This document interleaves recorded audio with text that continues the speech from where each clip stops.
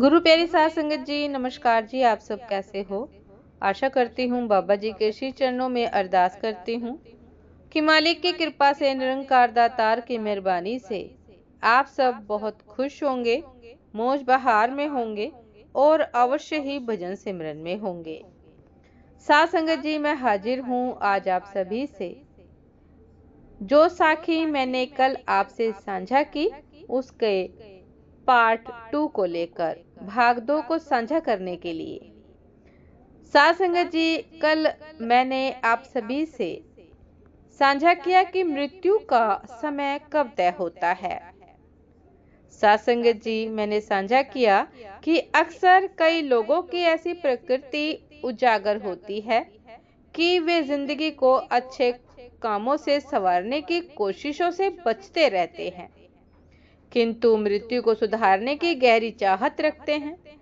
मृत्यु से जुड़े कई रहस्य हिंदू धर्म शास्त्र गरुड़ पुराण में उजागर है। इसी कड़ी में जानिए मृत्यु से जुड़ी वे 3 खास बातें जो बताती हैं कि किसकी मृत्यु कैसे होगी। साध संगत जी, हिंदू धर्म ग्रंथ गरुड़ पुराण में जीवन में किए अच्छे बुरे कर्मों के अनुसार मृत्यु के वक्त कैसे हालात बनते हैं, इसके बारे में भगवान श्री कृष्ण ने स्वयं बताया है। जानिए किस काम से कैसी मौत मिलती है। साध संगत जी, जो लोग सच बोलते हैं, ईश्वर में आस्था और विश्वास रखते हैं, विश्वासघाती नहीं होते, किसी का दिल नहीं दुखाते, किसी को धोखा नहीं देते, मतलब अच्छे लोग जो जिंदगी को अच्छे से बिताते हैं, उनकी मृत्यु सुखद होती है। जो लोग दूसरों को आसक्ति मोह का उपदेश देते हैं, अविद्या या अज्ञानता, द्वेष या स्वार्थ, लोभ की भावना फैलाते हैं, वे मृत्यु के समय बहुत ही कष्ट उठाते हैं।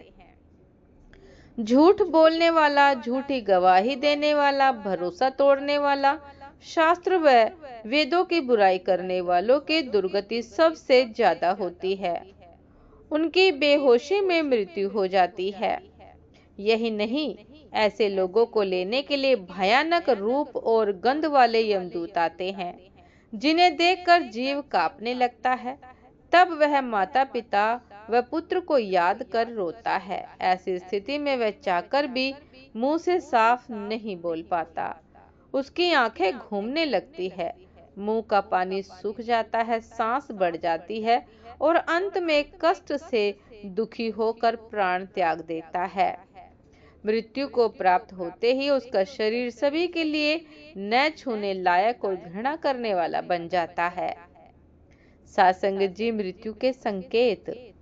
शिव महापुराण में कुछ संकेत बताए गए हैं जिनसे यह मालूम किया जा सकता है कि किसी व्यक्ति की मृत्यु कितने समय बाद हो सकती है। शिवजी ने बताया कि जब किसी व्यक्ति का शरीर अचानक पीला या सफेद पड़ जाए और ऊपर से कुछ लाल दिखाई देने लगे, तो समझ लेना चाहिए कि उस इंसान की मृत्यु 6 महीने में होने वाली है। वही जब किसी व्यक्ति का मुंह, जीहा, कान, आंखें, नाक स्तब्ध हो जाए यानी पथरा जाए, तो ऐसे इंसान की मौत का समय भी लगभग 6 माह बाद आने वाला है। ऐसी संभावनाएं रहती हैं। जब कोई व्यक्ति चंद्र, सूर्य या आग से उत्पन्न होने वाली रोशनी को भी नहीं देख पाता, तो ऐसा इंसान भी कुछ माह और जीवित रहेगा। ऐसी संभावनाएं रहती हैं। यदि किसी व्यक्ति को अचानक सब कुछ काला काला दिखाई देने लग जाए, तो ऐसे इंसान की मृत्यु का समय बहुत निकट होता है। वहीं जब अचानक किसी व्यक्ति का बायां हाथ लगातार 1 सप्ताह तक अकारण ही फड़कता रहे, तो समझना चाहिए कि उसकी मृत्यु 1 माह बाद हो सकती है। जिस इंसान की जीभ अचानक से फूल जाए, दांतों से मवाद निकलने लगे और स्वास्थ्य बहुत ज्यादा खराब होने लगे, तो उस इंसान का जीवन मात्र 6 माह शेष रह जाता है। उधर जब कोई व्यक्ति पानी में, तेल में, दर्पण में अपनी परछाई न देख पाए या परछाई विकृत दिखाई देने लगे, तो ऐसा इंसान मात्र 6 माह का जीवन और जीता है। ऐसी संभावनाएं रहती हैं। वही जिन लोगों की मृत्यु एक मास शेष रहती है वे अपनी छाया को भी स्वयं से अलग देखने लगते हैं। कुछ लोगों को तो अपनी छाया का सिर भी दिखाई नहीं देता है। किसी व्यक्ति को ध्रुव तारा दिखाई देना बंद हो जाए तो वह इंसान ज्यादा से ज्यादा 6 माह और जीवित रह पाता है।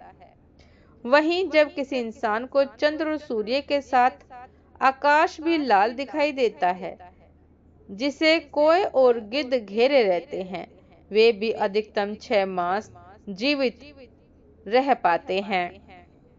जब किसी व्यक्ति के सभी अंग अंगड़ाई लेने लगे और तालू पूरी तरह सूख जाए, तब व्यक्ति 1 मास और जीवित रहता है। साथ संगत जी, यदि किसी व्यक्ति को नीले रंग की मक्खियां घेरने लगे और अधिकांश समय ये मक्खियां व्यक्ति के आसपास ही रहने लगे, तो समझ लेना चाहिए कि व्यक्ति की आयु मात्र 1 मास शेष है। मृत्यु से पूर्व क्या करना चाहिए? साथ संगत जी, श्रीमद् भागवत में एक सुंदर उपाख्यान आता है। उसमें 7 दिन में तक्षक सांप के काटने से अपनी मृत्यु होने से पूर्व राजा परीक्षित ने सुखदेव से कई प्रश्न पूछे। एक प्रश्न में वे जिज्ञासा करते हैं कि मरते समय बुद्धिमान मनुष्य को क्या करना चाहिए। सुखदेव ने कहा, जो विशिष्ट ज्ञान को चाहते हैं उन्हें बृहस्पति का स्मरण करना चाहिए। सुखदेव ने बताया कि विशेष शक्ति चाहने वाले को इंद्र, संतानवान होने के लिए प्रजापति, सुंदर और आकर्षक दिखने की चाह रखने वाले के लिए अग्निदेव, वीरता के लिए रुद्र, लक्ष्मी की इच्छा वाले को माया देवी का स्मरण करना चाहिए।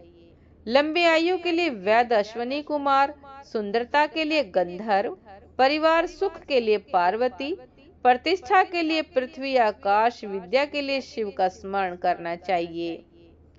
मौत की घड़ी सामने आ गई थी। खाट पर लेटा हुआ अजामिल अपने बीते दिनों को याद कर रहा था। एक सुंदर स्त्री के रूप पर मोहित होकर इसने अपनी पतिव्रता पत्नी को छोड़ दिया। स्त्री के रूप जाल में उलझकर सारे अनैतिक काम किया ताकि वह प्रसन्न रहे। माता पिता के समझाने पर उनका भी अपमान किया। अजामिल को अपने युवावस्था में किए सारे पाप याद रहे। अजामिल की उल्टी सांसें चलने लगी। सभी रिश्तेदार बेटे उसके सामने आकर बैठे थे। अजामिल ने देखा कि उसका छोटा बेटा नारायण पास में नहीं है। उसे अपने छोटे बेटे को पुकारा, नारायण नारायण। इतने में अजामिल के प्राण निकल गए। यमदूत अजामिल की आत्मा को बंदी बनाकर अपने साथ ले जाने लगे। शंख चक्र गदा धारण किए नारायण के समान दिखने वाले नारायण के सेवक वहां पहुंच गए। भगवान नारायण के सेवकों ने यमदूतों के बंधन से अजामिल को मुक्त करवाया। विष्णु के दूतों ने यमदूतों से कहा कि अजामिल ने मरते समय अपने पुत्र नारायण को पुकारा है, इसलिए अनजाने में ही इसने भगवान नारायण का नाम लिया है। इससे अजामिल जीवन भर किए हुए पापों से मुक्त हो गया और विष्णु लोक में स्थान पाने का अधिकारी बन गया। शास्त्रों में कहा भी गया है कि जो व्यक्ति मृत्यु के समय भगवान का नाम लेता है उसे यमदूतों का भय नहीं रहता। इसलिए लोग अपनी संतान का नाम किसी देवी देवता के नाम पर रखते हैं। गीता प्रेस से कल्याण पत्रिका में अजामिल की कथा का वर्णन किया गया है। साथ संगत जी, ये थी आज की एक बहुत ही खूबसूरत वार्ता, एक बहुत ही खूबसूरत साखी कि कब मृत्यु का समय तय होता है। साथ संगत जी, उम्मीद करती हूँ ये साखी भाग 2 आप सभी को बहुत पसंद आया होगा और जानकारी हुई होगी कि आखिर कब तय होता है मृत्यु का समय और कैसे तय होता है और हमें क्या करना चाहिए। उम्मीद करती हूँ साथ संगत जी कि ये साखी आप सभी को बहुत पसंद आई होगी। यदि पसंद आई हो साथ संगत जी तो लाइक कमेंट शेयर करना न भूलिएगा। चैनल पर जो भी नए हैं कृपा करके सब्सक्राइब कर लीजिएगा ताकि चैनल पर मिलने वाली सभी शब्द साखियों की अपडेट आप सभी को समय पर मिलती रहे। साथ संगत जी, आप हमें इंस्टाग्राम पर भी फॉलो कर सकते हैं। इंस्टाग्राम का लिंक डिस्क्रिप्शन बॉक्स में दिया गया है। तो साथ संगत जी, दासी को भी आज्ञा दीजिए। आपसे फिर मुलाकात होती है एक नए शब्द साखी के साथ, एक नए खूबसूरत विचार के साथ। तब तक के लिए नमस्कार जी। सदा खुश रहिए, मुस्कुराते रहिए, भजन सिमरन अवश्य करते रहिए। नमस्कार जी।